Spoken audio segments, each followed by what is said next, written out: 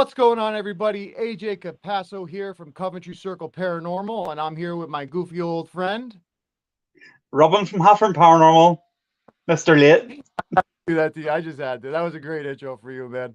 Sorry. Hey, I just wanted to apologize to everybody if for some reason the audio starts to crack for some, I don't know, weird thing. Just wanted to let you guys know we've been having a little trouble with StreamYard today. But I want to do a quick shout out to Parapost Network. If you guys haven't checked out Parapost Network Central on Facebook, also we have it for iOS and Android on all social media platforms. But head over to Parapost Network Central on Facebook. It's the home of amazing paranormal podcasts. That's where we're broadcasting from right now. We wanted to give a shout out to a couple of great teams that we work with there. This first one, a little hard to see, PD Paranormal. Wanted to shout out our PD Region Paranormal, my apology. Also wanted to shout out to Night Watchers Paranormal Australia. Like I said, we have the Parapost logo right there, baby. And I want to do shout out to Paranormal Consultant. And also one more that I do not have the overlay yet for is Global United Foundation, the paranormal organization. Those guys over there are absolutely amazing. Like I said, I do apologize. We have been trying to rush because of the StreamYard. I want to shout out to, a shout out to Brian John Laverty from Huntophobia Canada. Absolutely. Big news for me and Robin. He officially brought us in to behind the scenes with Parapost to help it grow, expand. And that's what we hope to do, help all the podcasts on there to grow. It's going to be amazing. And this year is just going to take off and we can't wait. Also want to give a shout out to Mr. and Mrs. AP Variety Channel on YouTube for always helping out all the channels from around the world grow their audience, grow their viewers. They are awesome people. They will be on the podcast soon. But I want to talk about our guest for today. He's been on before. He's our official sponsor. His name is Nigel Mortimer. He is the founder, author, and builder of the FCD Ghost Boxes. So he's from the UK, and let me bring him in right now. What's going on, Nigel? How are you? Nigel. Hello, Robin. Hi, everyone.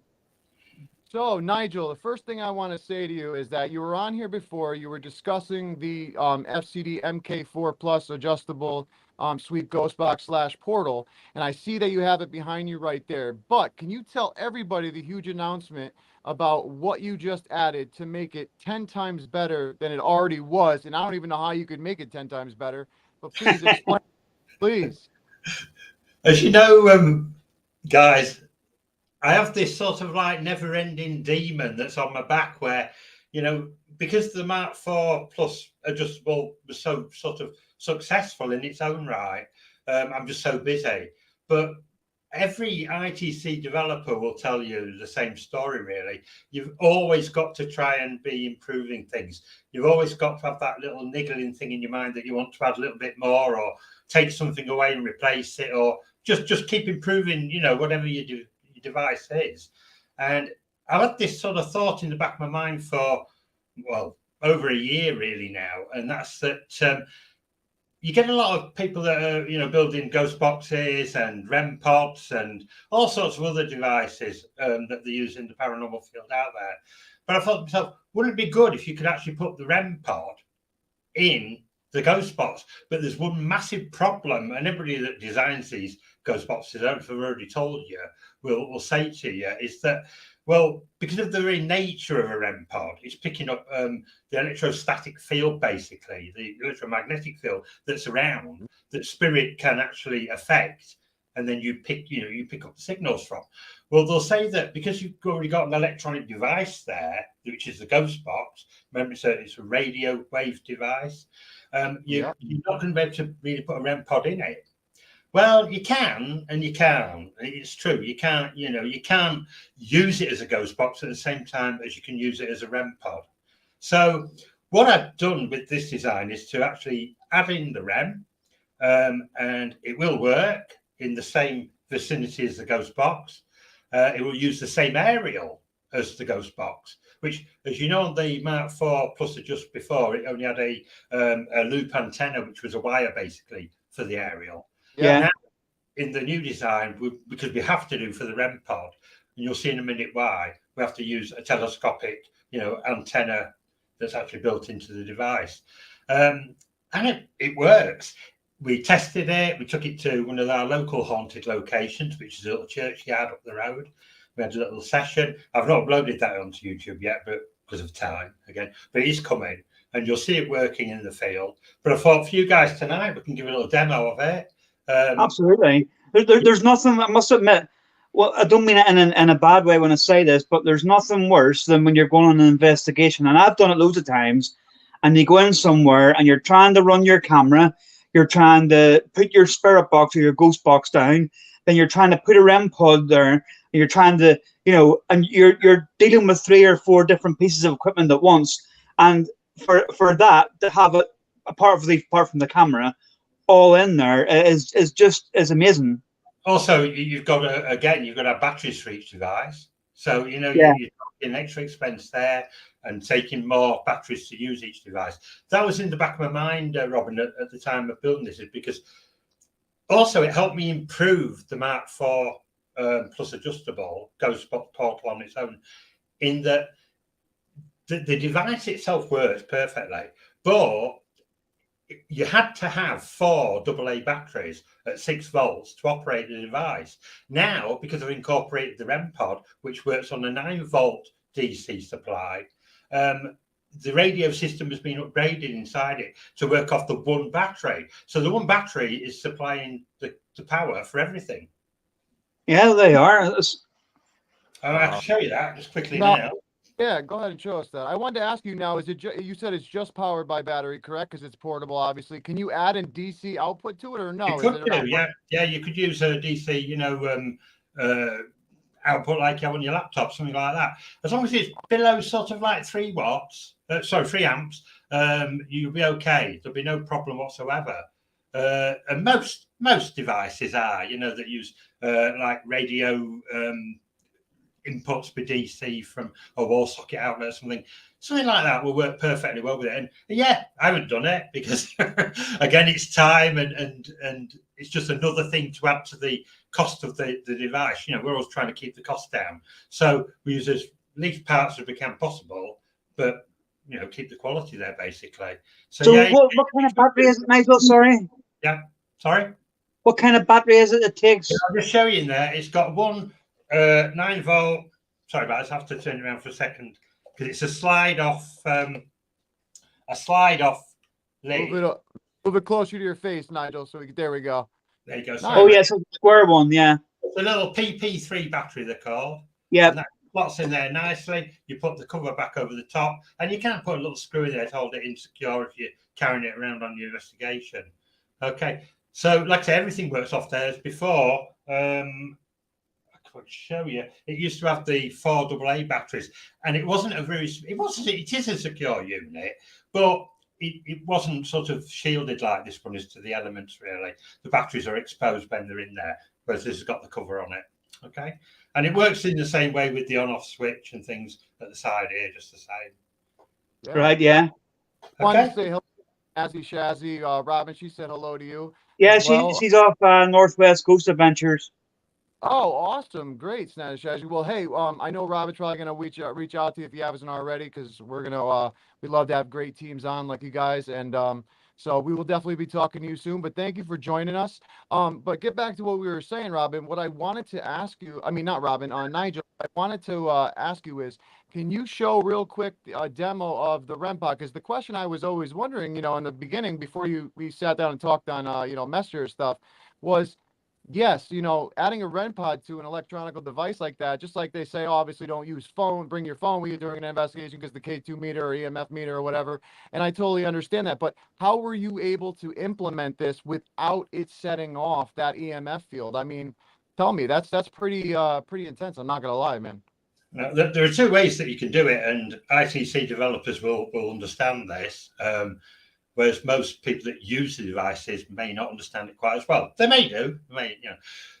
There are 2 ways to go, and I can say at first diodes, which only allow current to pass. That's if you're trying to stop the interference between the REM-Pod and the signal it's picking up from the electromagnetic field, the static field. You could use diodes so that it can only bring in that that charge, basically, that information to the actual REM-Pod itself, the circuitry, in a one direction by using diodes. Or you can use, which I use, is a resistor actually on the antenna. So it cuts out anything that the radio is transmitting or any other electrical device around the area of the actual box. Wow, that is. Yeah, please turn it on real basic, quick. It's quite basic electronics. Remember, I've told you in the last show, I came into all of this not as an electrician. I knew nothing about electronics, or probably the same as what we're taught at high school, you know, just the basics really. But did have the reason why a ghost box should exist channeled to me, and given the basics, and then learn myself to actually work on that idea. I'm going to show you quickly the REM-Pod itself working. Yeah. Well, I'll show you first. The actual ghost box working. Right. As you know before, you've got the switch there for the radio that's inside the ghost box you switch on. Then on this side, you've got the reverb switch, if you want to use that. So you can switch that on as well. And then here, you have the volume control. And Nigel, when you do it, just bring it a little closer to your face. To your face. I'll try and bring it really close for you, yeah? This is the speed button, the rate button there. See it's written on there, rate. Yep. And it's already starting to sweep through now. I'll turn the volume up for you. I'm having to remember because I'm doing it all backwards what side what. I know.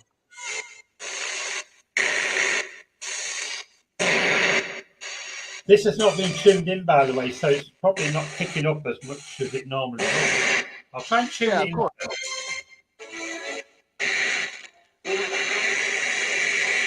Right, I'm going to tune this in. Don't take a few seconds. Yep. What you'll hear is use the little green button there to tune into your local area, and it'll start picking up radio stations. Awesome. Wow. I never knew what that button was for when I first saw it, and I'm like, I have to. That was quite a unique thing that came to us, because we thought, well, how can you use the same ghost box in different areas when you've got so many different FM wave bands, around absolutely. Right, but around the world. So you're going to have to tune it in each time to that particular area. And that was one way we got around it. Hey, that's a great idea, though. I never would have even thought of that. I just thought that it would pick up everywhere. You know what I mean? Because it's on those different countries have different how can I put it spectrum of the wave band. Okay, so listen. Okay. I'm not going to go into. I just wanted to show you that the ghost box side of it, the audio works. Yeah. Deeply into actually.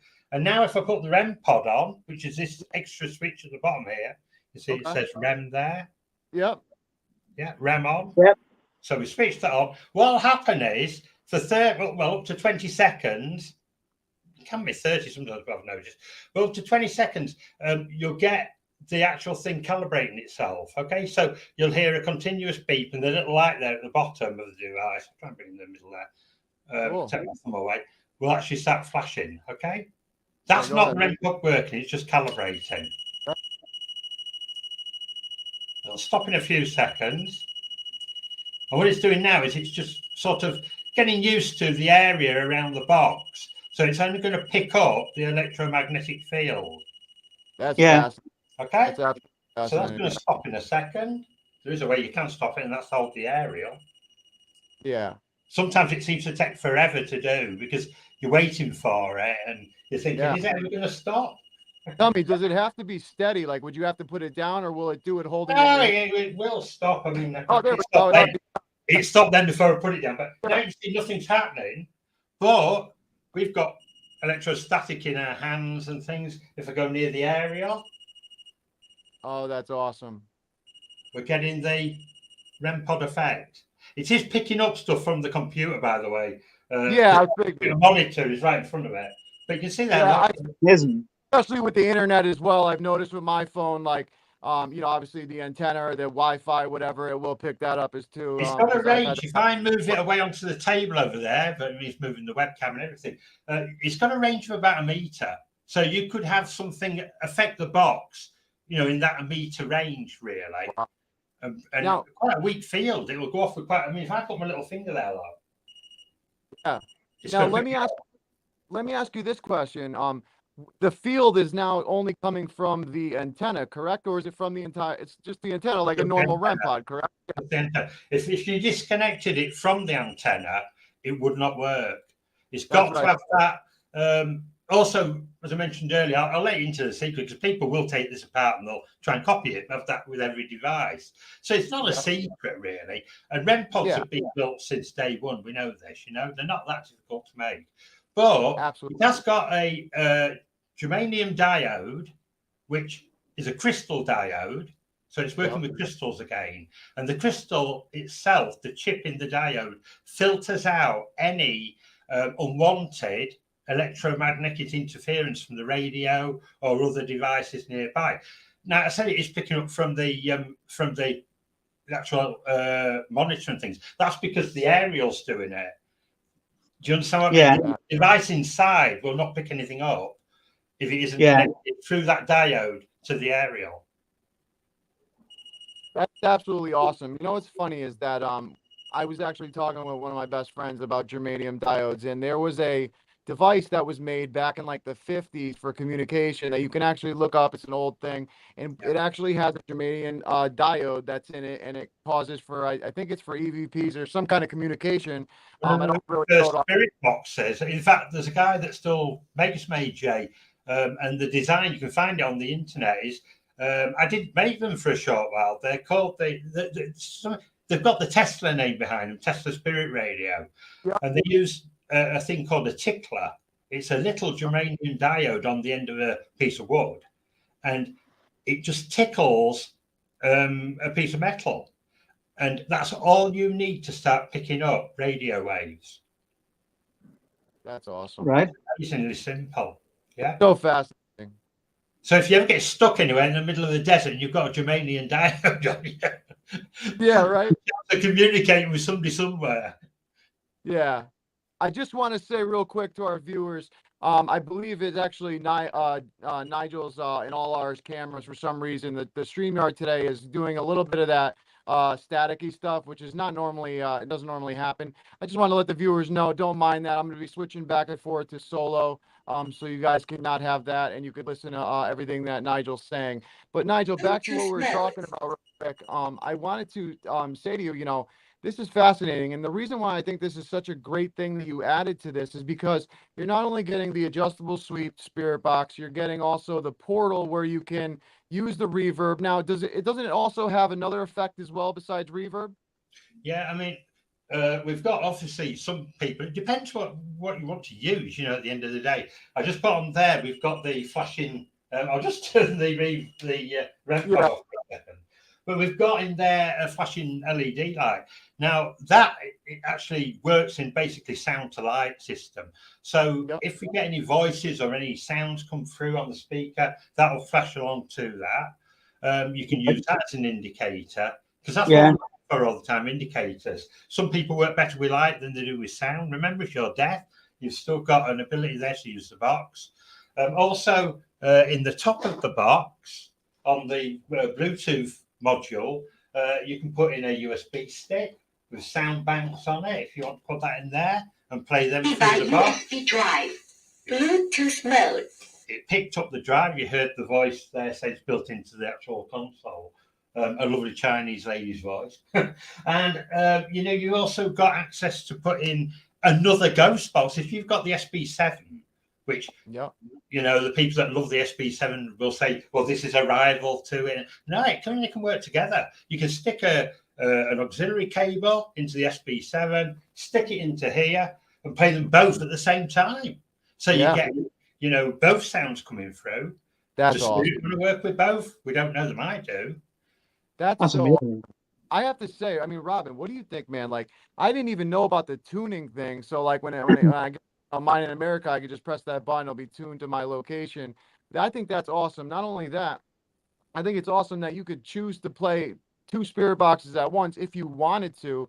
I don't know, and maybe as an experiment, I don't know if I would use it in videos because of the probably the way that it would sound with two going at Yeah, once. I mean that's the thing. It's an experimental thing, really. You're dead right there, AJ. What we're really trying to do is not use this as a gimmick. We want to actually use it as a spirit box, a ghost box, or a portal. And the thing is that you've got the option though to choose between the different inputs, and also you've got an auxiliary out. Remember on it here, which will take it to a computer, so you can record your sessions, and it's That's got incredible. What it is, and I always my ethos. It's got everything that a more expensive spirit box would have at a reasonable price, and that's really what I want to do. I want to make this affordable. Instead of spending twice as much on a Ghostbox portal as this, now you can spend a little bit more than what it's already at, right? To get a REM-Pod, which would cost you half the price again of another spirit box, and it's all there together in one unit. Yeah, that's what I was going to say. That's what amazes me. I mean, I read up on it before you give the demonstration and stuff like this, and of what all was on it and everything that was coming with it. But it's once you see it in action, like you've just showed us, and you've only showed us for a brief minute, but it's just honestly, what is in that box? The amount of stuff that's in that box for the size of it is unbelievable. And I know you're saying, Nigel, about making it affordable, but I do think you're doing yourself a little bit there. Yeah, I mean, the only reason why what do you have in that box? If you were to buy all that separately, you'd be paying £300-400 quid. Yeah, easy. Wait, hold Let on, me say, Robin, about Sorry, I the just want to say the paranormal. Don't get me wrong. The people that sell more expensive items, right? That is their choice. I'll give you an example. My other passion is years ago were motorcycles. Okay, you see the picture on the wall up there of the moped. I have in my garage, which I've been building for a couple of years now, a motorized bicycle. Put an engine on it and everything like that. And because of the market for that is quite high, I will sell it for what other people sell them for. But I'm not paranormal to sell ghost boxes to make, it's hard to explain. It's a different approach completely. How can I put it? Well, my problem as well. I said right at the beginning of the thing, the devil in the deep blue sea, is that I don't want to be too busy. I know it sounds crazy. And one day I may pass this on to somebody that does want to be busy and make mega bucks out of it. And they may say, well, I'm going to put the price up double and that would be their right. They can do that. Yeah. No, it wasn't mean it in a bad way, but I get it. I fully everything that's in that box is, I mean, for the price, I can't understand how I do it. How you've got time to come here now. I would do it, and it was a hell of a struggle through the pandemic. I do it in bulk. I got to a position about 2 years ago where I made enough money from the original FCD ghost boxes, where I could buy a lot of stock, a lot of amplifiers in bulk, a lot of reverb boards, and it was a hell of a struggle through the pandemic because you couldn't keep that going. You couldn't get them, as I mentioned before. They went up 4 times the price. So I wasn't buying in bulk then, and it was a struggle. Yeah. But things have normalized again now. So what it's like. You buy wholesale, you get them a lot cheaper. Exactly. Absolutely. Well, what's funny is that what I wanted to say while you guys were just with Robin, what you were just saying about all the stuff that's in that box. The thing that I liked about it, and like before I met you, Nigel, I told you I've been following you for years about this. I've watched the FCD grow. I mean, the whole company grow. I mean, it's just amazing, and I'm glad. I was mad that I didn't do this sooner, but I tell you what you have now is absolutely amazing. And the reason why I say that is when I went to Ghost Top online, when I just got into paranormal, I wanted to buy a REM-Pod, right? Ghost Top, they sell them for like $170. Now you go to any paranormal thing on Facebook, group wise, they can make them and sell them for $50-70. Okay, like little ones, not obviously good ones, big ones, good. But the thing is though, I paid the same amount of money for one REM-Pod, $170, which is what yours equals out to, is actually less if people go to your website because you get $10 off So it's what, 130 pounds for that deluxe right there with everything included right there with the REM-Pod. And then if you do that in USD dollars for people in America, that comes out to, I believe, 171, 172. Take $10 off your order when you go through fcdboxes.co.uk, and that's 162. I mean, that's less than what I paid for one REM-Pod. You have a spirit box, you have a portal, you have effects in there. I mean, it's just crazy. I can understand what Robin's getting at. I can fully see that. Robin, I do get you, because I tried to sort of show you that with the, the bicycle thing. But, hey, I've bought cars, done them up and sold them in the past, you know what I mean? And maybe we all want to make a bit of money from our work and the effort. And like I say, these parts that go inside them, they cost money. You've got to buy them. You don't get them for free. I can tell you this, and it's no secret, I've made many videos on it. I could not sell these devices, right, at the prices that some people ask. And I know what goes into theirs. Remember, I know that I know because I've copied quite a lot of the FCD interiors. I know what they put in them. Well, the thing is, I couldn't sleep at night. Seriously. If I charged somebody £1,000 I've seen for a ghost box in America that has got the same innards as the Mark IV, that is a joke. But I just can't wait to use it. Honestly, I'm just, what I mean? It's so amazing. I just can't wait to use it. I can't. That's my apology on live. I am so sorry, and I mean it's just time. Scott, that's going to be on your show, Scott Bauer. Yeah. I've been promised him another FCD that's very popular, but it's a lot of carving out the wood from it and everything that I have to do, called The Book for the Dead. Okay, it's a little bookcase that you open up and it's got the ghost box inside, basically. And he loved that. He was taking on all his investigations, and he wanted another one. He wanted another one for a friend. I've been promising him for a year now, and I'm so frustrated because it's just time, getting the time to actually. Yeah, no, it's all right. It's just like I said. It's just when you show it on there, it's like. No, but I will make time, because at some point I've got to have a holiday. I've got to have a break. So then I'll be sat down making you guys show. It's just that literally that.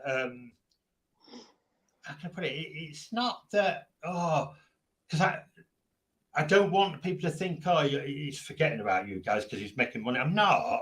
I could make 2 tomorrow, and then there's people waiting like 2 weeks for theirs. Yeah, well, that's understandable.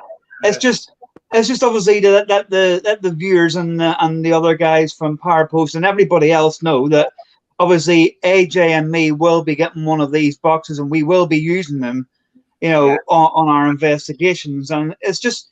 With everything, this is what I was saying to you, Nigel, with everything that they have in them boxes, it's like I can take the half of the equipment out of my bag now because I won't need a half of it. It's all there. I don't know. I don't know about that, because it's a bit like a hobby that other people have with different things. You can never have too many of these things. Yeah, no. It's like, do you know what? I've actually had an SB7, in the past. Because they're different. They're totally different to what these are. They don't cancel out the static. And I don't know if the YouTube video is still there. It's one of the very first ones I did. A guy wanted to buy an FCD. It was a different model to this. I wouldn't want, and he didn't have enough money. And he said, "I'll tell you what, I'll give you my SB7 and a 20 quid or something." And I ended up we went through that. So I thought, well, I'm going to do a bit of a session with both. Nice. And you can, and this was the thing. I had all these haters all around me online saying, "Oh, it's rubbish, FCD. You want an SB7? They're the best. Don't buy that. Buy this. Buy this." And I thought, no, I'll show them that you can use both. It doesn't matter. Absolutely, absolutely. What's crazy is that what I was going to say to you was about what you said earlier about how the reason why you keep it so cheap is because you couldn't sleep at night. And that's the one thing why I kept an eye on FCD all these years, is because of the price that you had and what you were doing and how you were constantly updating and everything like that. And not only that, the reason why me and Robin chose you, FCD, as a company to want to sponsor us was because of that reason. Because I'm poorer than poor. You know, I've been blessed with good friends and people who've helped me out with a lot of equipment. And I've been there, AJ, myself. I've been there, you know. And exactly, you know, and I'm just so if you're an happy that empathic you're like person, that. So if you're an empath like yourself and that, you don't forget things like that. You don't forget the people that have helped you along the way. And yeah. I mean, I appreciate totally what you guys are doing. It's fantastic. Forget FCD, what you're doing anyway.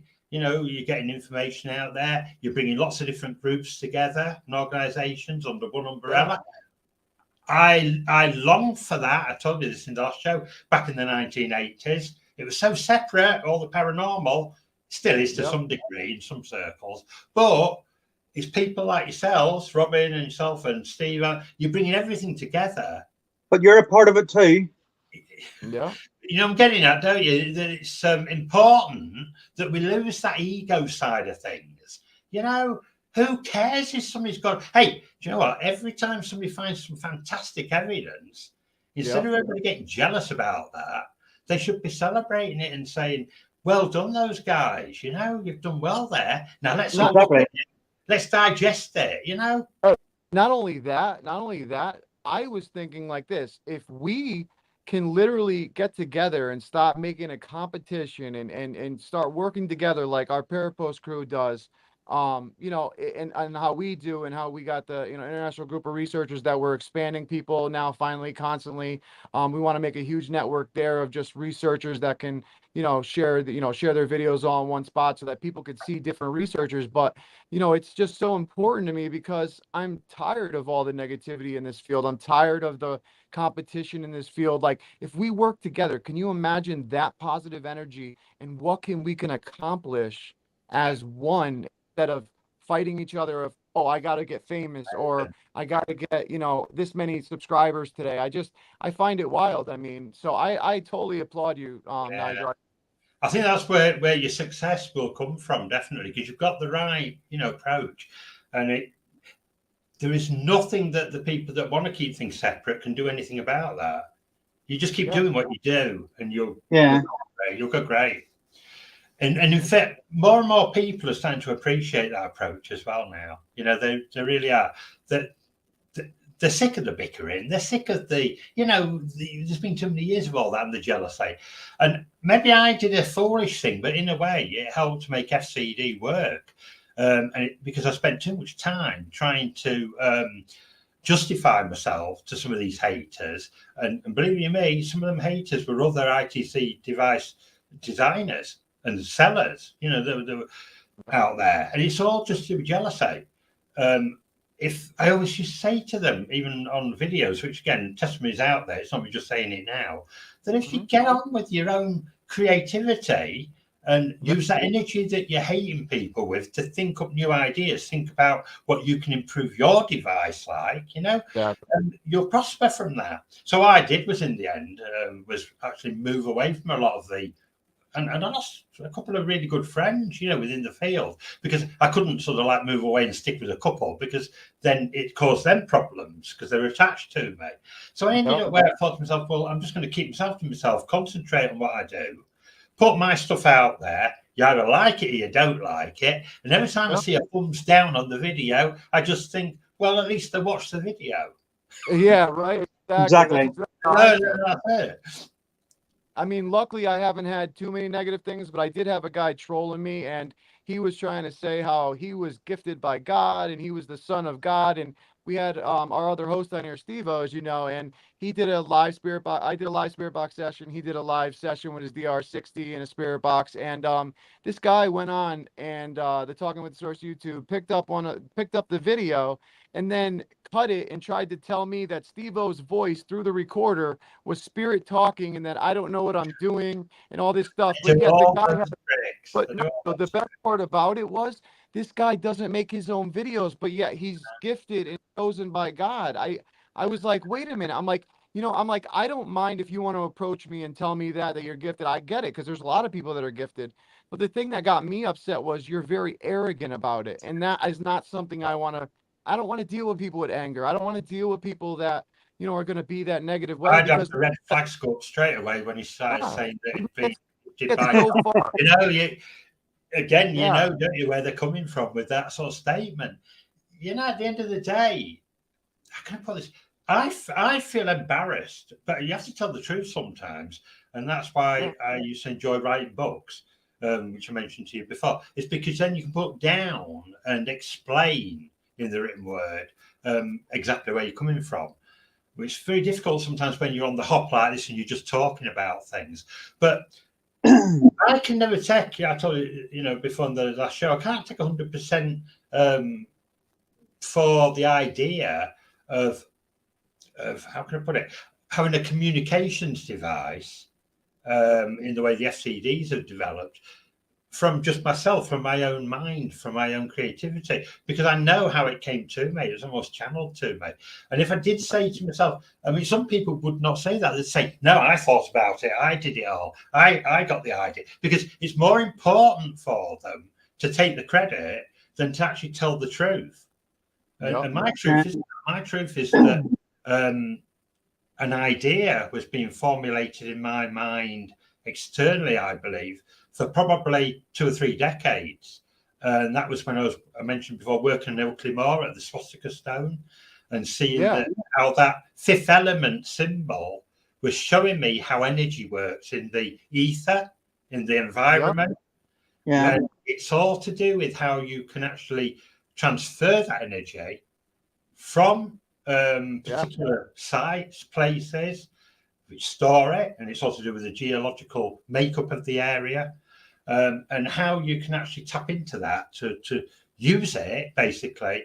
I mean, there's a great mystery in the area on the moors I've just mentioned quickly that ties in with this, where the ancient farmers on the moorlands of Yorkshire at Ilkley used an element called lodestone. I don't know if you've had that in America. It's like a magnetic stone.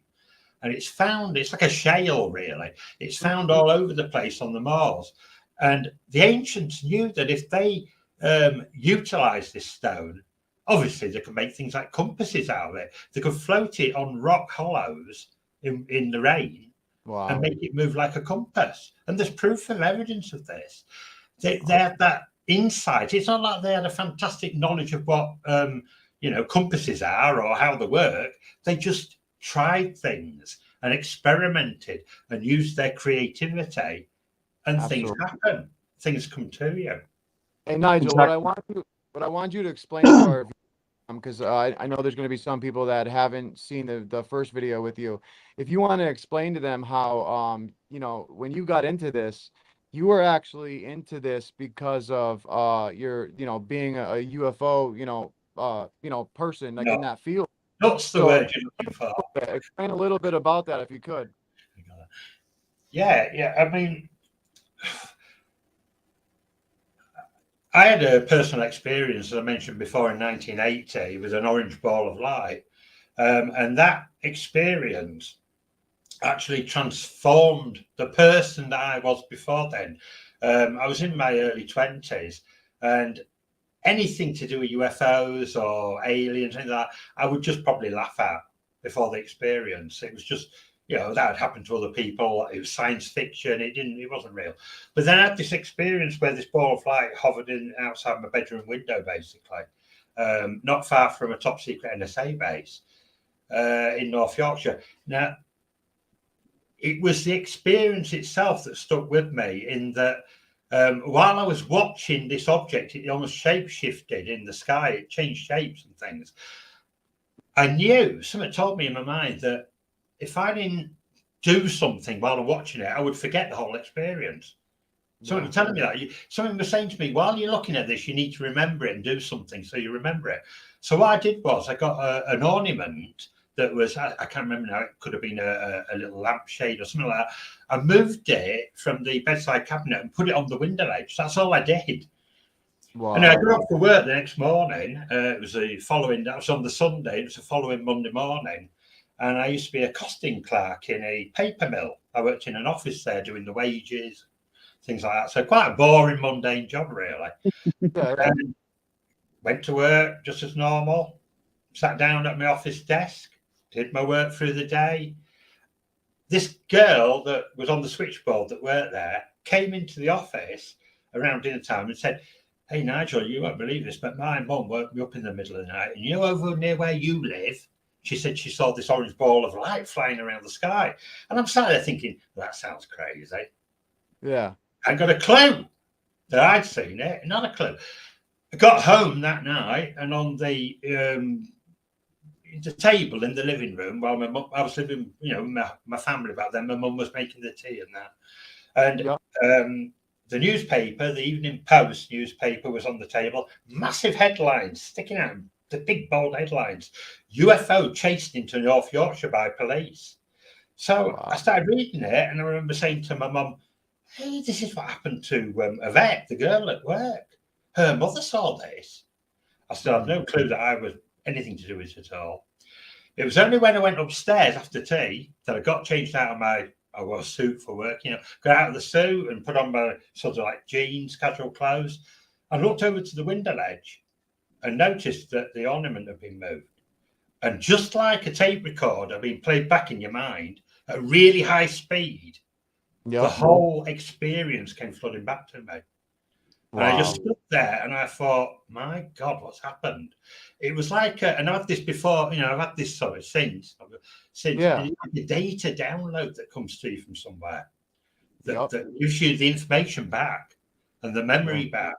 So, and for years, I used to, you know, think about this when I did my UFO investigations. How many people actually see UFOs or have close encounter experiences but never remember them? True.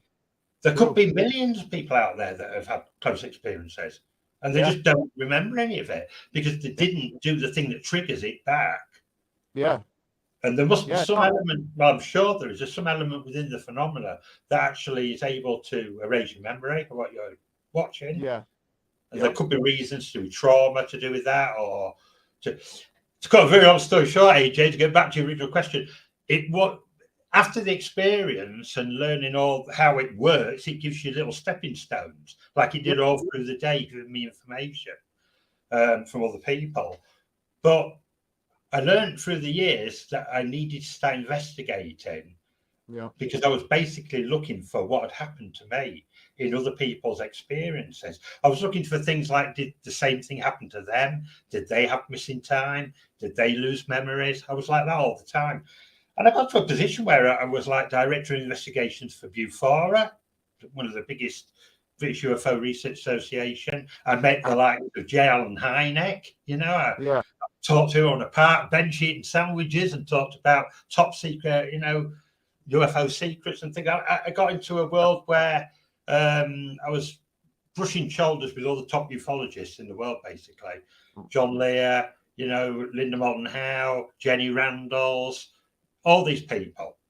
But it was the 1980s and I'd had this experience. And very soon after the experience, I started channeling information. It started coming from the UFO source through me.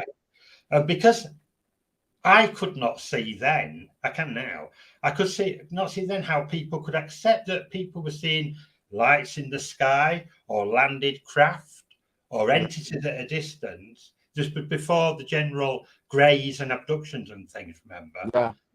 The very early days. I couldn't see why nobody would accept when I said, well, I'm receiving information from these things.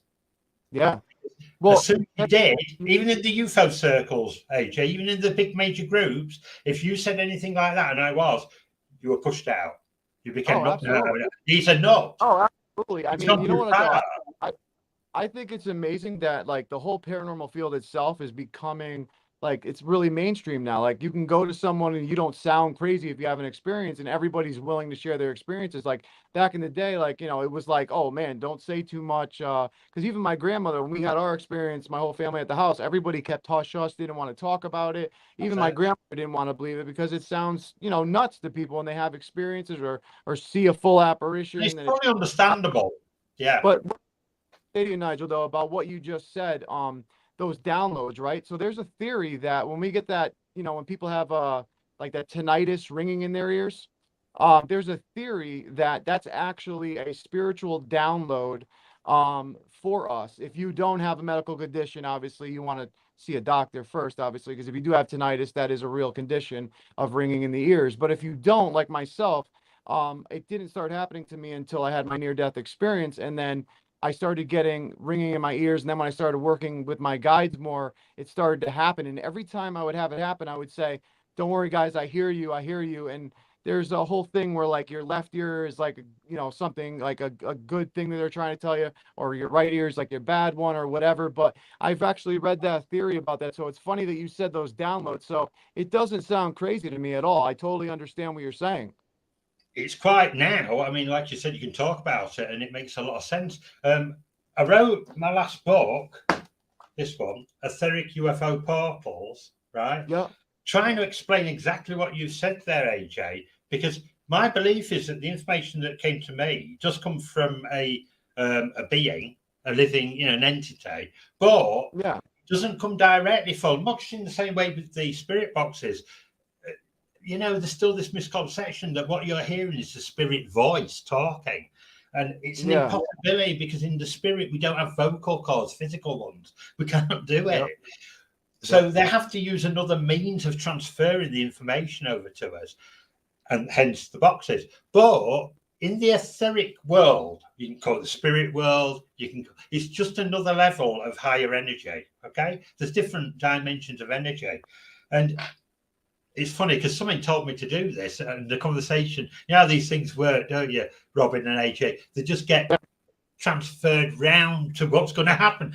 And I said to her, do you know what, tonight I'll end up talking about this etheric thing, but I need my pendulum. And she said, oh, there's one in the bedroom, I'll get you. So what I'm going to show you now is exactly what we're talking about, which is how it always works. Yeah. The etheric field, right, where spirit want to give you through information, holds all information, and they can tap into that much easier than we can. Anything that's ever happened, right, ever, and is known about, whether it be knowledge, an actual event, anything like that, not something that we're just thinking might happen. It's got to have actually taken place. Once that is so, it holds a value in the etheric field. It's almost like, you know, you've written it down in a book and put it into the library. It's there forever because it's happened. So through dancing, you can actually tap into that. Now, I mean, it's very hard to show you on video unless you sat in the room with me, but I have no reason to fake this whatsoever. I could show you know, loads of people this all the time. So if I put my hand under the pendulum there, I'm just holding it, look like that, between my finger and my thumb. I don't want to move it. I don't want to cheat. I never have done. Okay. But get my hand up there so you can all see it. We could just ask a question of this etheric field, and let's hope spirit will help us get the answer too, because we're asking with, you know, respect and in a polite way to them as well. And let's just say, well, a simple one, really simple one, so we can do it quickly. We know that the pendulum should move backwards and forwards for a male energy. Okay, and I'm male energy. So let's see. I'll move my hand so you get the concept of it happening.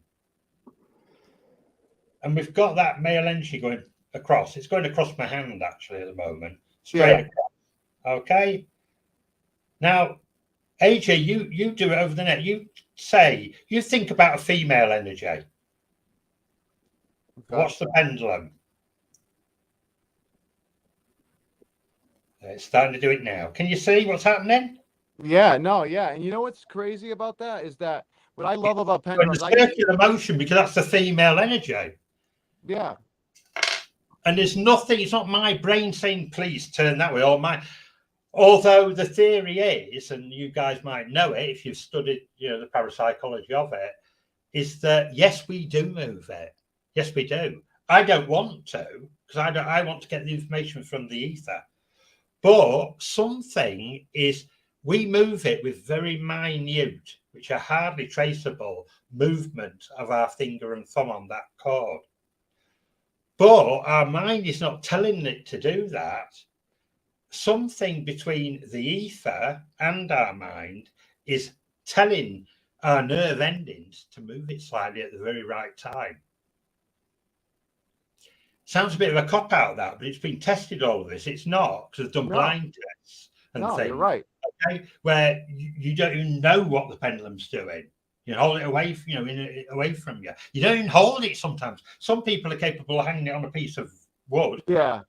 Just thinking it starts doing it. So there is something like that happening. this interface between the etheric world and our own.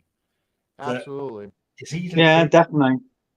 I want to say to our viewers again, not to interrupt you guys, I just want to say one more time. First, I want to give a shout out to Crazy Girl Oddities and Adventures.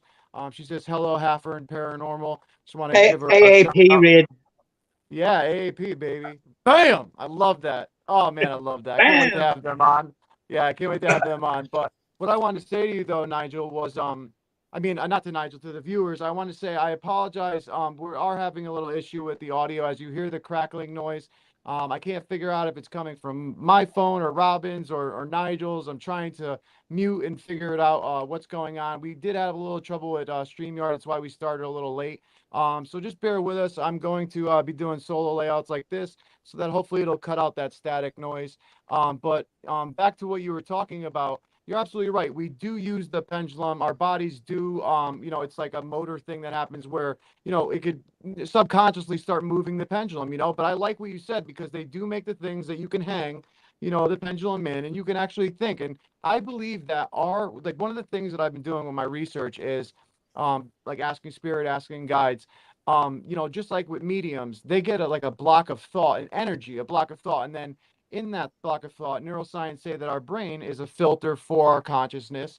So they have to basically, you know, that's why they say it's so hard. Certain mediums will say it's really, or most mediums will say it's really hard to get names, specific names sometimes because that block of thought that they're giving you, it also has to get processed and it also has to, you know, for them to, you know, figure it out with their consciousness the way that they grow. And that's where you get people that don't understand the process.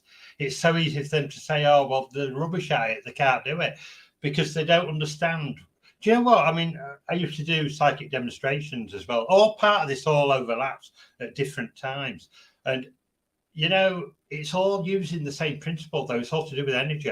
Tesla was completely right. Everything, you know, is to do with energy, and the secrets of the universe are to do with, you know, the quality and energy of numbers and values and all this sort of thing.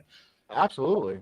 You know, and it is very deep, and don't get me wrong, you can end up with a hell of a headache if you think about this thing too much. No, you know, it's not easy stuff. Hey, I totally agree with you because if you think about it, right, Nikola Tesla, one of the best, in my opinion, geniuses of the 20th century, he said, if you want to know the secrets of the universe, focus on vibration, frequency, and energy. And I tell you what, since I've started studying that about, I would say a few years ago, I tell you what, I can literally reference everything in a scientific way to someone who's skeptical that can understand what spirit communication is. And I think that if scientists were to stop and take the spiritual aspect out of it, and we started to look at it in those ways, there's already stuff that we're figuring out in the scientific community that is relevant to what we're doing in this paranormal field, but they look at it as pseudoscience and folklore because of the spiritual aspect on it. And I wish that we would focus more about what you just said about, you know, the energy and like how Nikola Tesla said, you know, those three keys, you know.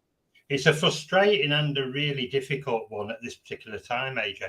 Robin, I don't want to leave out the conversation there, Robin, because I know you're really interested in this sort of thing as well. And, oh, yeah, absolutely. I'm just listening contently. Yeah. You know, AJ, 3, 6, and 9. Do you remember that? Well, do you know when I got my first download from the UFO sign? Number 3. They kept saying to me, number 3 over and over again. I thought, what the hell are you on about, number 3? And I took it on in my life as my lucky number. You know, you do. Oh, number 3 is my number. You just, but there are so many things. If you look at spirituality, the Trinity, 3, you know, you look at all these aspects of the value of 3.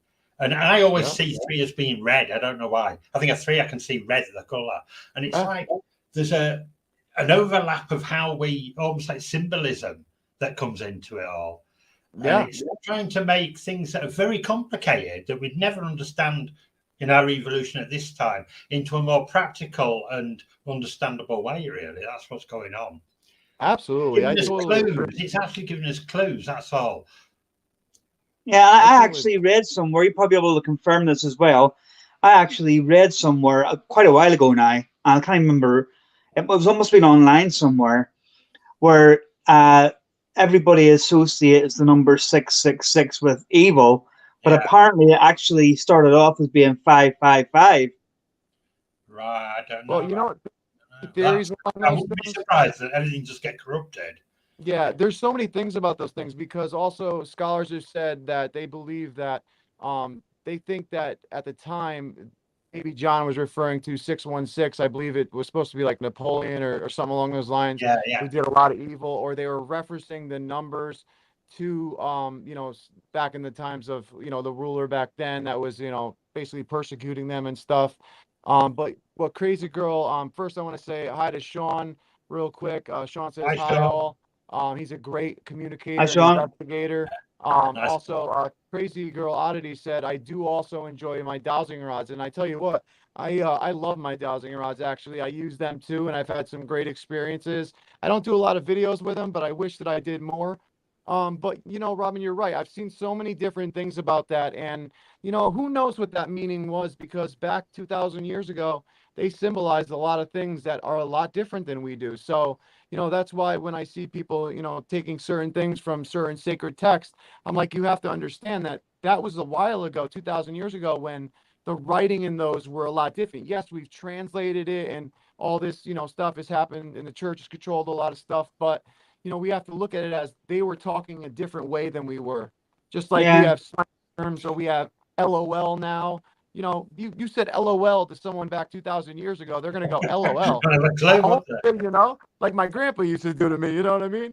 I think it's some But, sort of secret cipher or something, yeah, but I love it. And I think that so much stuff, like if you start looking at what you said earlier, Nigel, about the synchronicities that if you start looking at everything that's going on as a whole and all these little synchronicities through, from your UFO experience that led you to make these boxes to all the experiences that I've had up to my near-death experience and beyond. I mean, it's just there's so much now in spirit. Can I just ask one or two, AJ? Can I ask you both now? Because I think it's pretty important. I don't know why yet. Like I said, with the dowsing thing, it came earlier. Yeah. And if I look red, it's because we've got the central heating on in the room. It's really warm. You're okay. Yeah. I feel like a beetroot at the moment.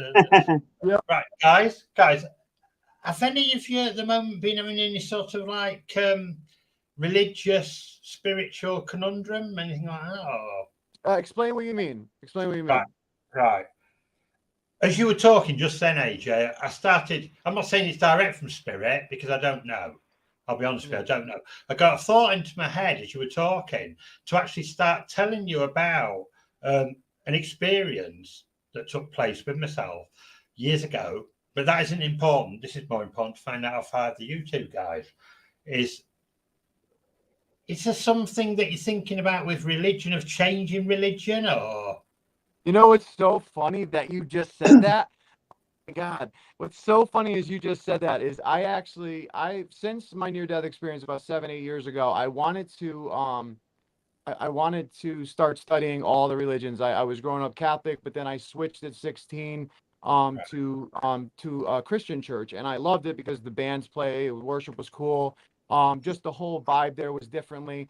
But then I veered off, got into the wrong crowd, and had my near-death experience. And I've, like I said, ever since then, I've been studying every mainstream religion. But it's not that I'm switching religions, because I do believe that, but my beliefs have changed. My beliefs are a little bit different now than it is, than it used to be. Whereas before I used to symbolize Jesus as the number one all thing. And yes, I'm not saying Jesus isn't. All I'm saying is that I look towards God more than I focus on what I used to focus on, where it would be Jesus Christ. If that makes any sense, I don't know. That's yeah, exactly. It's not only that, but as a pair, AJ and myself have been discussing different religions because we were actually trying to get a guy of Muslim faith on to the podcast. That's what I think it is, Robin. Yeah, it's not really important like that. That it was something to do with current. Not taking away from AJ, because that's probably just the same thing in a. Yeah. There's a guy that was wanting to come on, and we were wanting to try and get him on because obviously, in the Muslim faith, they believe in a lot of the paranormal and stuff like that. And this guy, from what I can make out, he seems to be an investigator himself. So we were wanting to try and get him on and have his side put across, and not picking anything apart from anybody. We just want to hear different people's levels in the field and what their beliefs in the field and stuff like that. Because, like AJ said, we all work together and not go in competition. After which, yeah, I mean, my main thing, which I think that could be ways to do it, because it must be a pretty important interview that you're going to do. There must be something in that, because it wouldn't come through now in that way. What I was going to do was demonstrate something to you that may give a bit of, I don't know if it's guidance from somewhere else that's coming through, but what years ago, and I always go years ago because I'm an old bugger, you know that. Years ago, right, I was asked by a guy called Paul Bennett. He was an astro sort of like archaeologist, really, who did do a lot of work looking for old stone circles and things. He was into all of that. And he asked me years ago when I was doing the dowsing and the channeling and things, he said, there's an old stone circle on Oakley Moor, right, that's been lost to time. It was known in the Victorian era, but it sort of disappeared. And lots got broken down and pushed down. The stones were moved and things like that. But he wanted to know where the site was again. So he said, do you think you could pendulum dowse, on a map and find the site? Now, I thought that that's all I was doing, basically. And you'll see in a minute where this goes, where it ties in what you both just said. And what I found was, to cut a really long story short, this all took place over about a couple of years, was that, yeah, we found the stone circle. We actually found it, and it was a unique stone circle called Backstones, which there's only 2 of them in the whole of the UK, which are a double ring stone circle. Wow. And once it was recognised, the Bradford Archaeological Society went up there, mapped it all out, and now it is, it's called Backstone Circle, basically. So it's back in reality. People can recognise it again. That's what's really important, that things that get lost to time, with guidance, they can come back again. I would think about that, okay, because that's important. But what was more important was why that was all happening. At the same time, the same day, not the same week, the same day that I was up on Ilkley Moor Backstone Circle, the site, confirming that this place was real, down in Ilkley, in the town itself, which is only a couple of miles away, in the parish church, there was a congregation there, and they watched a golden sword come through the top of a vision of a golden sword come through the top of the church. They all saw it. There were dozens of people. It was in all the local papers, and it embedded itself like a King Arthur type sword, embedded itself in the centre aisle. And they all thought it was a message from God, basically. They said, and people were getting words put into their mind as I watched this. One of them was, begin again here. At the same time, I'll just show you quickly. Let's reach for this so I'm not making it up on the hop. This was written years ago, 1989. The Circle and the Sword, little booklet I did. At the same time, AJ, I saw the sword appear at the circle. This circle, it was so real, you could have put your hand out and grabbed it. On Ilkley Moor somewhere, there is a Viking era sword that is buried somewhere on the wall. Somebody today could go and look for that and they'll find it. It's there. It's not in the circle. That was just the mirror for where it could be, the area. And if you look back in history, you'll find that a lot of secret societies, occult groups, they've all been looking for this sword. I didn't know that at the time. I found out years later. So they had insight. What I'm trying to get at is what was happening there was trying to give us a message to say, it doesn't matter what your religion is. Remember, it's Christianity in the church down in Ilkley. We were a pagan stone circle site, something way before Christianity appeared. The same thing was happening. And I got the impression that this was sort of like the sword of truth. It may even belong to a Viking king that visited the area called Hakon. Okay. Oh, wow. A thing called Quernbiter, which means to cut a stone in half.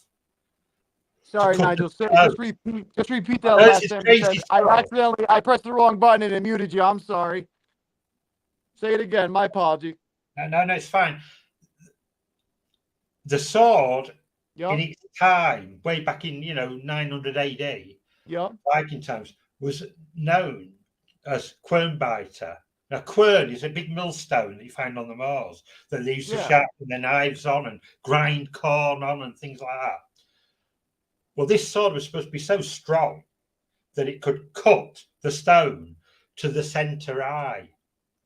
That's what it was. If you think about it, no male sword can cut a massive boulder to the center. But if you think about the message there, what's the center eye?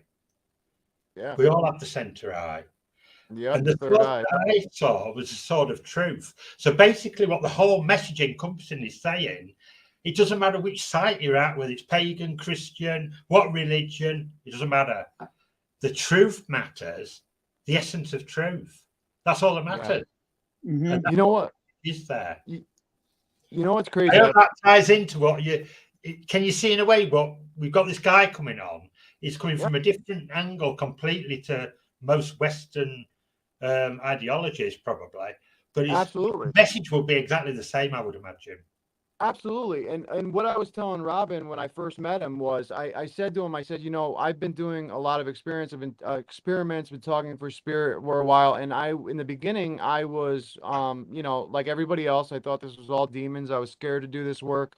And then the experiences that led me to this path, after my near-death experience and what happened during my near-death experience, really opened up all of this. And spirit told me like how, it doesn't matter the religion or faith that you're following. It matters about love, and it matters about that's the truth that they were all talking about. There's so many synchronicities in every single mainstream religion that has one thing in common, which is there's a source, which is whether it's Allah, God, whatever. But not only that, but there's also, it's about love instead of being evil. And I believe, obviously, that free will, we have that choice to choose between that evil and that, love. And Spirit's been telling me it's about love. It's not just about like you going to church, because you can go to church every day, still be evil, and that's why I like learning all these different religions, because it goes to show that, like, we get condemned so much by, our religion, like, oh, I can't believe this, or I can't believe this, or I'm right and you're wrong because I believe this. You don't even have to be over religious, do you? No.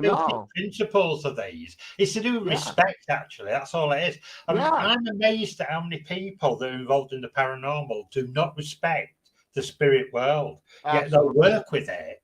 Yep. And they expect things from it. Yeah. They demand from it. They'll do all these things, and really everything, even ideas, are energy. And respect is a massive energy. If you work, that's how people say to me, Nigel, when you've had a few different things happen to you, you must be making them all up. I swear to you, I've never made anything up ever. But you get a lot of experiences if you respect what you're doing. And I'll never forget, a spirit message would come through to me, and it said, to work with spirit, you've got to meet them halfway. You can't just, ask for, even when doing the spirit boxes now, I always say that I'm going to put my energy into this. I'm going to meet you halfway. Because you think about it, you've got a friend. AJ, if I said to you, I want to meet you, AJ, right, get over to my house now. Yeah. You're going to start to think, well, why should I have to do all the effort? It's as simple as that. Because there's got to be respect there. And what we'd say is, basically, we'd say, well, we either meet halfway, or you do it first time and I'll do it next. You work it out so there's mutual respect there. And it's the same with the spirit world, definitely. Yeah, no, you're absolutely right. Hey, Sean Coombe just said, exactly. I agree with the experience I had before doing paranormal is why I do this. To know more and to help share knowledge, and most of all, respect is key for me. And Sean, we can't agree with you. Sean's got it. He's always at it. Yeah, that intent right there is such a big aspect. I mean, when me and John Keyworth from JK47 went to Montana last May, I mean, we literally got on the ground. We literally put a knee on the ground. We kissed the ground, and we asked for all of the Indians that were here in this land before us to give our respect. And our medium is the one that told us that show that respect and watch your communication up. And I tell you what, that entire night, it was just back and forth communication. The best communication I've ever heard in my entire life from one of my experiences, doing the paranormal, which was absolutely amazing. But It's you're right. right, it has to do with that AJ, love. it's like, you know this, AJ. It doesn't take a lot of effort for what you did there, but the respect is immense. Yeah. Isn't it what you did? It's immense respect. But it's not to just go down and kiss the ground and have that thought that you're giving that respect back to all those souls. Exactly. It's immense from a little act. And that is so wonderful to what the spirits say and feel. Yeah, no, that, I'm not trying to blow your trumpet for you. It's a simple. Oh my God, it doesn't take a lot of working out, that does it? It's so easy to do. No, you're absolutely right, Nigel. You're absolutely right. Hey, I wanted to know. So we're obviously it's our. You know what? I want to apologize just before you go on. Good. I want to talk. Can I just apologize? Whenever I get a bit like this, and I've gone really, a bit steamy. No, I want you to because keep going. In here, I work in that way, and like an energy feel. Nigel, don't ever say sorry again, my friend. You're allowed to speak. You know what I mean? I don't really think, good God, he's going a million miles an hour.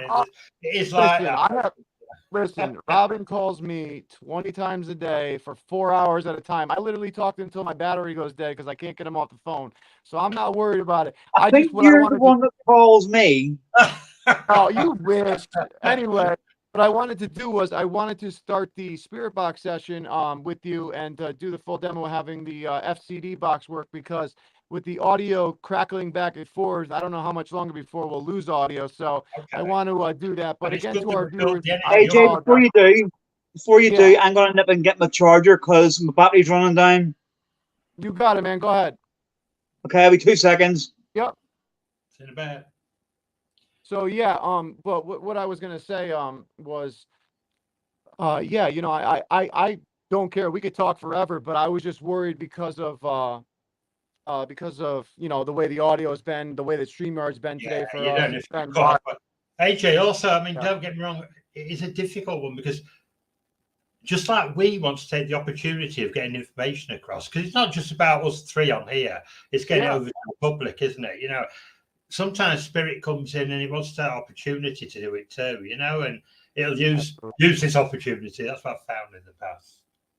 Hey, Sean said, and by the way, Nigel, the box looks awesome behind you, man.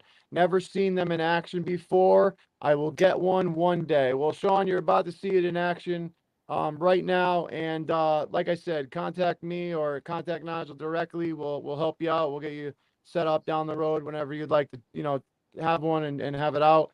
But I tell you, I mean, for, just saying before, Nigel, the price of it, I mean, I paid the price of one REM-Pod for all you've got in that box. And I'm thinking to myself, money doesn't grow on the trees.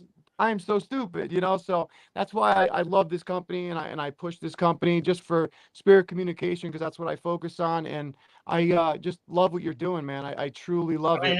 I don't want you, it's easy for me to say that about the boxes, but I can actually not prove it, but show you in another way. I mean, my books here, the books I've written, AJ, on subjects over the years, we're talking 250 pages. I've written illustrated colour illustrations, and I don't sell them because I want people to be able to afford them. I don't sell them for the same price as you'll see on Amazon and that. I sell them for probably half, because at the end of the day, you can't win though. I mean, I've got so many people that will say, well, because like with the boxes, because they're cheap, in price, I mean, not in quality, that there must be no good. No. If I put them up 4 times as much, everybody would say the fantastic, quality. Yeah, it's a really silly thing. But what I can show people, and I do on the website and on Etsy where we sell them, is the reviews from people who use them, and they say what they're like. That's all that matters, really. They say what they like. Absolutely. And also, Nigel's boxes, FCD Ghost Boxes, has actually been on Ghost Dimensions, which is on, I believe, Prime, Pluto TV, and a couple other things. You could check them out, Ghost Dimensions. And they've used FCD boxes, and I tell you, that was in an earlier version, way earlier version, correct? Yeah, one of the first ones I ever did, really. I mean, the first ones I ever did were basically unsellable. They were just little project boxes, with the idea inside them and a couple of stickers on. But it wasn't about even selling them at first. It was about me getting a device, going up on the moors and trying to communicate with ETs. That's the whole purpose was there. For that. I know, right? It's so amazing, like how you were not even really in the ghost spirit type, era in the beginning. Not really to begin with. But it all overlaps. It all overlaps anyway. No, absolutely. Absolutely.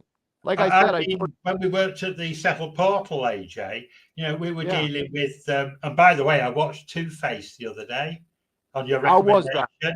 Brilliant, really good. Yeah, really good. Did you watch the first one though? No, Sir No Face? No, I haven't. I saw the second one. Two-Face, is that? Okay, you're supposed to watch Sir No Face first. I found that out at the end of it. Yeah. So for all the viewers that don't know what we're talking about, Chad Kalick, who was on Paranormal State, he's a documentary filmmaker, also a paranormal investigator for like over 30 years, I believe, or 30 years. And he came out with a 2 documentaries. One is called Sir No Face, which basically in Australia, they go to Sydney's Harbor, Cockatoo Island. A team gets called in for 2 years by the government, and they catch this apparition on camera, the best apparition they ever caught. Well, as they're previewing it, this guy approaches him all over the U.S. This guy comes with a folder, and it ends up being something completely different that has to do with the UFO field in the second documentary, which is Two-Face the Gray. So check out that on Discovery Plus. It's an amazing 2 documentaries. Chad Kalick is absolutely amazing. We're hoping to get him on. This one, definitely. Yeah, you got to watch it because I was shocked when I saw Two-Face the Gray. I was like, wow. But definitely check those out to our viewers out there. I wonder, is Robin get his? There's Robin. Let me put him back in. Yeah, can I just say, Nigel, as well? Yeah. When you're writing them books from now on, including the ones that you've done, can you do them in just like in picture books as well for AJ? Because Oh man, I'm gonna get this dude. Lady Bird book format. Yeah. Pictures. That's coming from Robin. Hey, that's coming from Robin. In this one. Do you know what? I don't know why we never made a documentary of this, because the amount of evidence we got was unbelievable. In 2 years span, Pictures, AJ. in Walker Ranch. Yeah. We're getting loads of stuff, but it's hard to explain. You almost become part of the environment. It's like expected to happen. It was very odd. Yeah. You never went there, never got anything. It was very funny, But we still got it from the UFO community. Oh, the fakes are making it all up. But they would never come and be with us. Like I've invited you, AJ, if we ever get a chance, take you up there. They would never come. They were happy to sit on the keyboards and call you a fake. Yeah. And every single one of those people that accused us of that, we asked them to come with us and spend time with us and look at keyboard warriors. Yeah, and keyboard warriors. Because they know that if something happened, I don't think they'd cope with it very well. And secondly, they'd have to admit that their narcissism towards you, because that's what it is in a lot of cases, isn't justified, and they'd never want that to happen. So it's easy just to go on with that narrative, oh, it's fake, it's a fake, it's fake.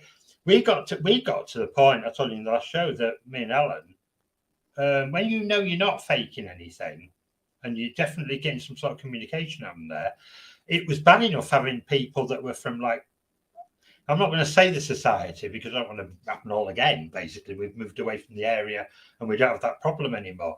But there was a society in the area that was well aware of what we were doing. And a bit like with the Two-Face documentary, AJ, we were being watched and followed. And we had quite a lot of, I'm not going to say direct death threats, but veiled ones to stop doing what we were doing, which... nobody else is with that. We're in this because we're trying to find out information. We're not doing it for some sort of great, crusade. Of course. And, well, it is a crusade in a way, a life crusade. But what I'm getting at is, I had to consider my wife, Helen, and other members of my family. My sons used to go there and help. They do the videoing sometimes. And they get threats. And the malicious accusations of people. What's wrong with people? It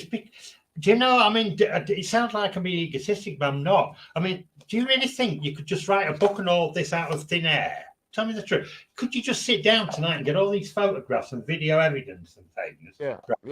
Right, 50 page. It could have been bigger than that because to leave some evidence out. But, you know, you couldn't just do it because you're making it up. And there's a time span of a long time. But these people don't realise the amount of dedication and work that you put into that, because you've got to do to get the results. They just get jealous. They get jealous. They don't want to do anything, but they want the results. Yeah, it's kind of like you were saying a little while ago when earlier on in the podcast. It's like it's the whole thing. People don't want to say what's going on, and people don't want to believe it and stuff. You know, I mean, I remember I told you in the last one I had a UFO experience. I've told very little or nobody really because people don't believe you and people just call you mad and stuff like that. I know what I've seen and stuff like that, but I haven't said anything about it because you just get the people that come up there and go, a load of nonsense. Robin, you get to a point where it doesn't really matter what they believe, does it? At the end it doesn't. I know what I've seen. You had it. It's your experience. Yeah. And, you know, I got to that stage. I used to be for years, because of the nature of the person I'm trying to prove everything. It drove me and probably my family, you know, mad because of the obsession of trying to I knew it was real, but I was trying to convince other people all the time it was real and couldn't see. They just weren't ready for that. They're not. It's not their fault in a lot of cases. They just haven't got that ability to take it in. No, you're absolutely right. You know, there's a whole thing, like, to me, right? Like, that sounds really bad, that, doesn't it? I don't mean they've got the ability to take it in, AJ. I mean, they haven't. How can I put it? They've got like a block because of their education, the social status that they have, how they were brought up, what beliefs they have. There's lots of factors that can build a bit of a wall to stop them from seeing things. Now, luckily enough, I feel, and like you, AJ, that I was able to break those barriers down. And you can look at it more openly, you know? Hey, listen, I just want to say thank you real quick to Crazy Girl Oddities and Adventures. We're going to be doing actually a spirit box session in literally 1 minute. I just want to make this last comment before I have him turn on the box. Yeah, hang around for this because you'll like it. If not, thank you so much, Crazy Girl Oddities and Adventures, for you know, stopping by. We really appreciate you. But Nigel, what I wanted to say to you real quick was I was one of those skeptical people. Okay, I was one of those skeptical people so badly that I was even skeptic after I had my near-death experience. It took me a very long time and a lot of doctors to make sure that I actually was seeing something that I knew that I wasn't crazy or having schizophrenic or whatever. And I tell you what, it took all the way to the point where I died 12 times. The last time I had my near-death experience that I left my body and I remember everything. And not only that, it took until months after until my entire family saw a full-body solid apparition evaporate in our dining room while everyone was there. And I tell you, it was phenomenal. But then I knew when all them saw it, I knew then that that was my believing point. So I get the skeptical thing. But the thing is, it's one thing just to be skeptical, but it's another to be a like one of those skeptics where you don't have any open mind to it and you don't want to hear anything. That's the one thing that gets to be very tough. But Nigel, let's stop real quick because it's already 1:23. I want to do a quick 10-minute session. Okay, do you want to ask questions, AJ? If I put the box on, do you guys want to ask questions and we can listen and see what comes through? Yeah, absolutely. Right. I'll turn the thing on. I hope I tuned it in okay. I don't know if I did. I'm going to try it. Anyone who's watching, feel free to put some questions in the comments.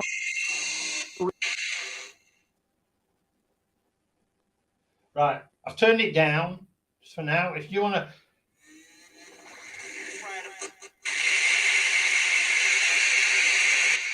I want to ask on spirit to actually come through to the box this evening. Hey, could you bring it a little bit closer? See what comes through. Thank you. Bring it a little closer, Nigel, for us.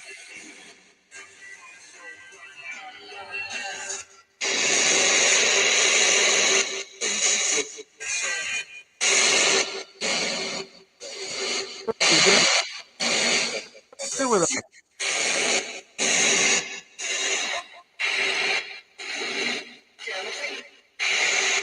Hey, Nigel.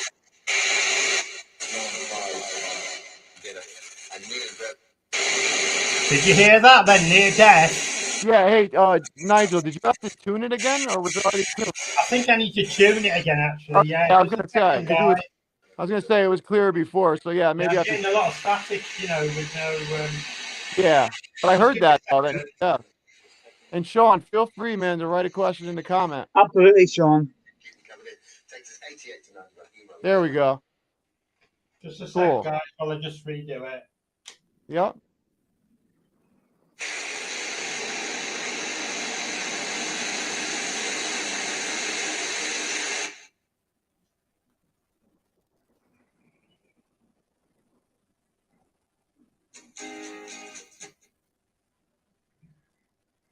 Hello, hello.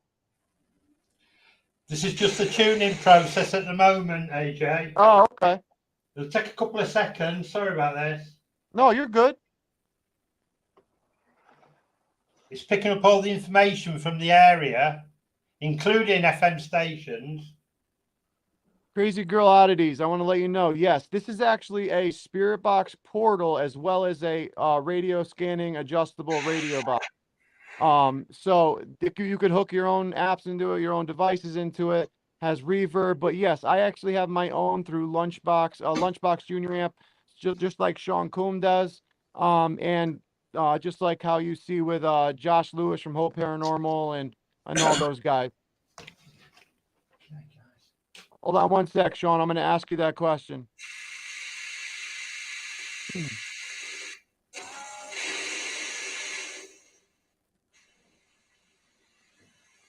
You let me know when you're all set, Nigel.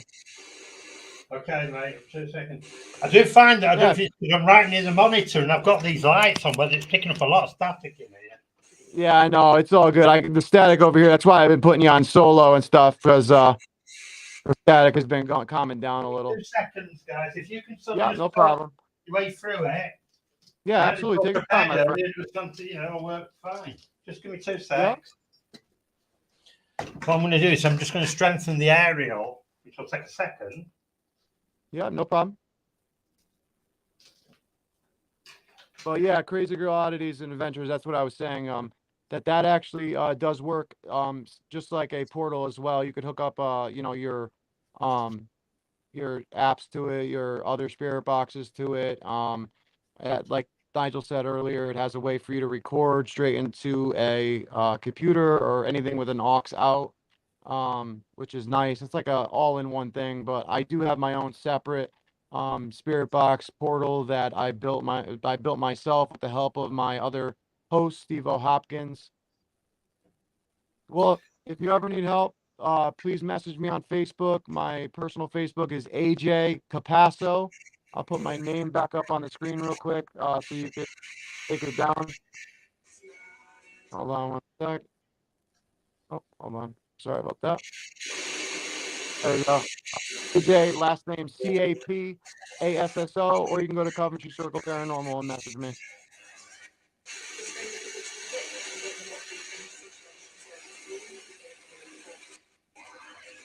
There's a lot of static in here tonight. I don't know what's causing it, but it's all good, my friend. It's all good. If you could turn it up though a little.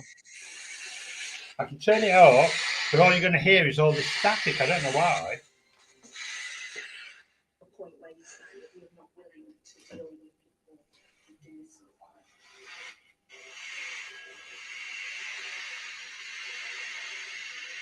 There's almost like this sea of static keeps coming through. You know what's so weird is when we demo it never picks that up, which is really I know. It's so funny because that wasn't happening when you demoed it before. No.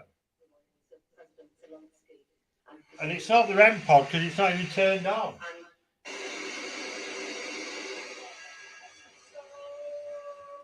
I think what we're going to have to do is just try it like that.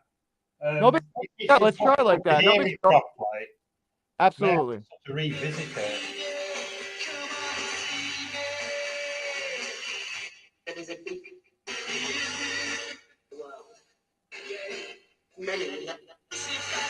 Bit better, guys. There we go. All right. Hello, spirits. This is from Sean Combs. How many spirits are here with us tonight?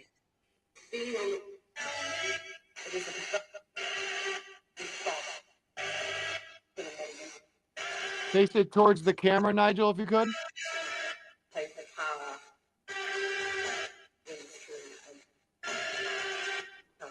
Nigel, face it towards the camera. There you go. The only thing when I do that is when I get that wave of static come through. Oh yeah, it's probably picking up your I don't thing. know why it's doing Yeah, that. keep it, yeah. We're Drina, not my even getting any sort of like different voices come through. Drina, if you're here with us, my guy, Drina and David Raul, can you come through and say your name through Nigel's box?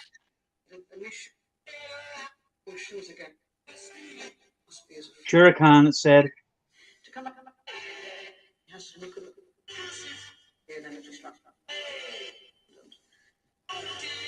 How many spirits are here with us?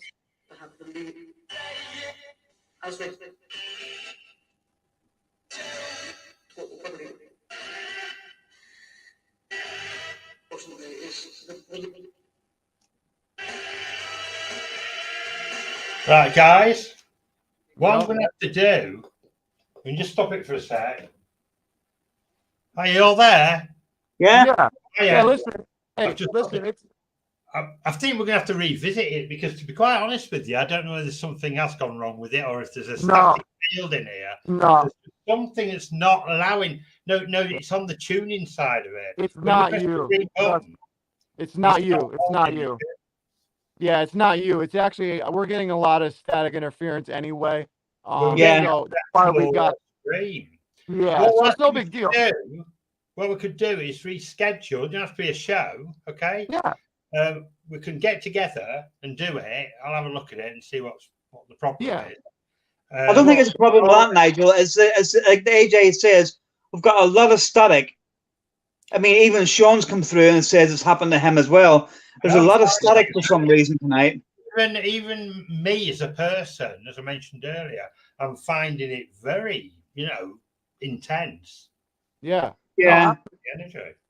Absolutely. I mean, it's crazy. Today has just been a weird thing with StreamYard all in general and the static that's been coming through, because normally StreamYard doesn't have static, just like last time it was clear.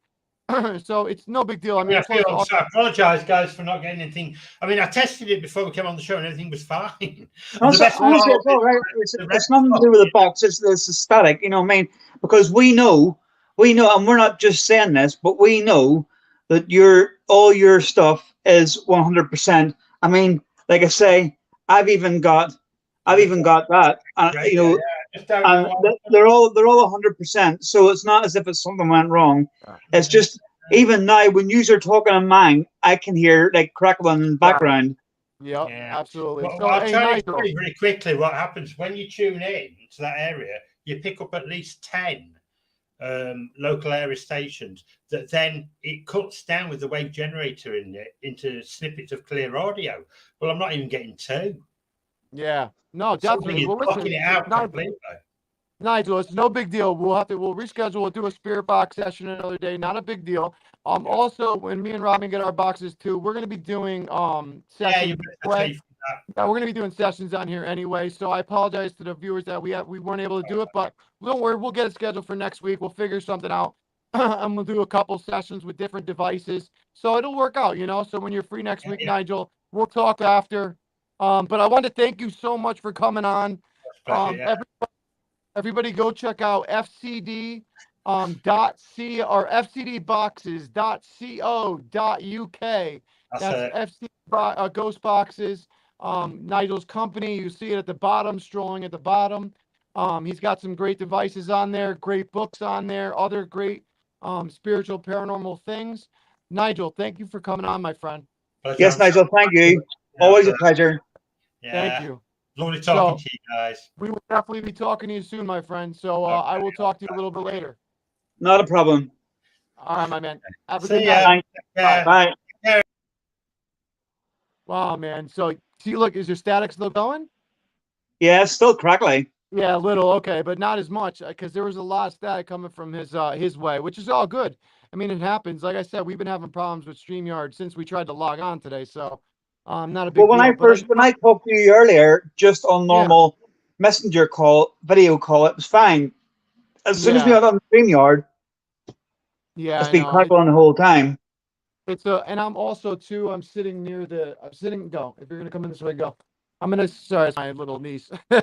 I'm sitting near the door a different way than I normally sit, so it could be picking up interference and stuff because the Wi-Fi here is terrible a little bit. But I just wanted to say thank you guys for watching.